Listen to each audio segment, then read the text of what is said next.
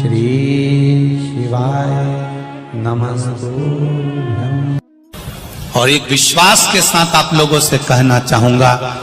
जितने लोग आस्था पर कथा सुन रहे हो, जितने फेसबुक यूट्यूब पर सुन रहे हो, और जितने लोग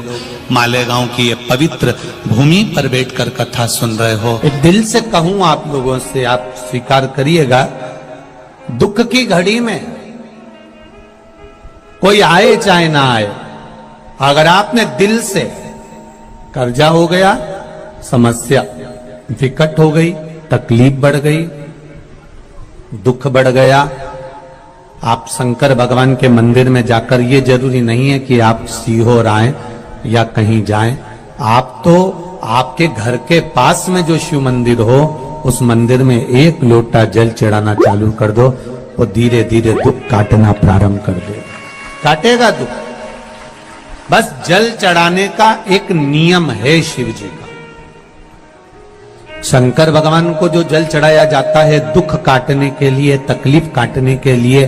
कष्ट मिटाने के लिए, तो एक नियम है शंकर भगवान का जल चढ़ाने का जो नियम है। जैसे ये गौल जलाधारी है, यहां से पानी गिरता है, ये शिवलिंग है। ये दो जो भगवान का पानी जहां बहकर जाता है ये गोल में से, तो यहां जो स्थान है, ये सीधे भाग पर गणेश जी विराजमान है, लेफ्ट भाग में कार्तिकेय जी है, बीच में एक मोटी सी लाइन होती है जहां अशोक सुंदरी है, ऊपर से जो बूंद बूंद पानी गिर रहा है वो शंकर भगवान की 5 लड़कियां हैं, जया, विषहरा, शामलीबारी, दौतली और देव।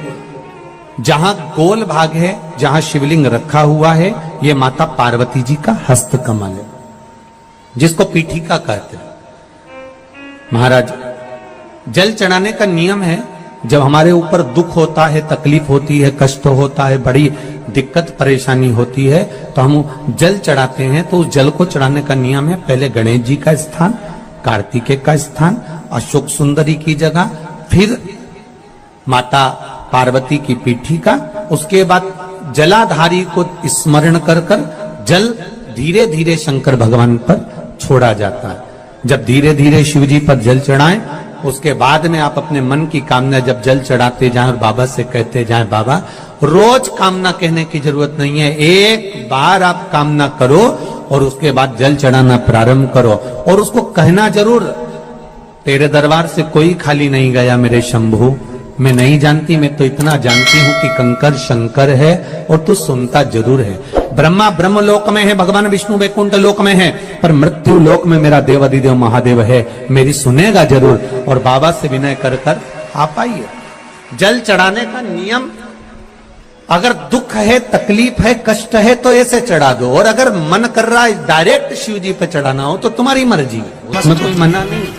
शिव तत्व किसको कहते हैं? शंकर का गुणगान,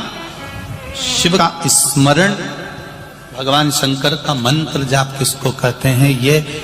वही समझ सकता है जिसके भीतर शिव समाया होगा। और एक विश्वास के साथ आप लोगों से कहना चाहूंगा, जितने लोग आस्था पर कथा सुन रहे हो, जितने फेसबुक यूट्यूब पर सुन रहे हो, और जितने लोग मालेगांव की ये पवित्र भूमि पर बैठकर कथा सुन रहे हो, आप दिल से उसकी कथा सुनना। इस वाणी का, इस व्यासपीठ का एक शब्द हो सकता है, हॉस्पिटल में पड़ा हुआ कोई व्यक्ति, कर्जे में डूबा हुआ कोई व्यक्ति, गलत व्यसन में पड़ा हुआ कोई व्यक्ति को आपके द्वारा निकली हुई वाणी से भी बाहर निकाल सकता है। जैसे उस मां को कहा किसी ने, सीहोर वाला महाराज कहता है, एक बार चले तो जा शंकर जी के मंदिर में, उसने पत्र भी लिखा। जब वो सीहोर वाला महाराज कहता है, चिल्ला चिल्ला कर कहता है, एक लोटा जल सारी समस्या का हल, तो जा। 7 साल में उस बच्चे की वाणी वापिस आ सकती है जो वाणी नहीं थी। जब वो वाणी मेरा महादेव दे सकता है, वो देखो उस माँ के चेहरे की खुशी, उस माँ के चेहरे की रौनकता, जिसका बेटा 7 साल बाद बोला हो, उसका आनंद देखिए कि कितना होगा, कितना आनंद होगा। एक बात और अच्छे से समझ लीजिए, जो बच्चे चिड़चिड़े होते हैं, चाहे घर में बेटे हों, बहुएं हों, सास हो, ससुर हो, परिवार में छोटे छोटे बच्चे हों, चिड़चिड़ प्रवृत्ति करते हों या चिड़चिड़ा स्वभाव हो, जरा जरा सी बात में क्रोध आ जाता हो, बोलने का भान नहीं रह पाता हो, शब्दों के बाण चलते हो, तो महाराज प्रदोष के दिन,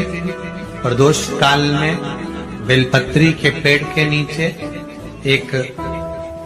जो पत्ता आपके पास में हो, पान का मिल जाए तो पान का, पीपल का मिल जाए तो पीपल का, बेलपत्र का मिल जाए तो बेलपत्र का, उस पत्ते पर मात्र थोड़ा सा शहद और 7 दाने चावल के रखकर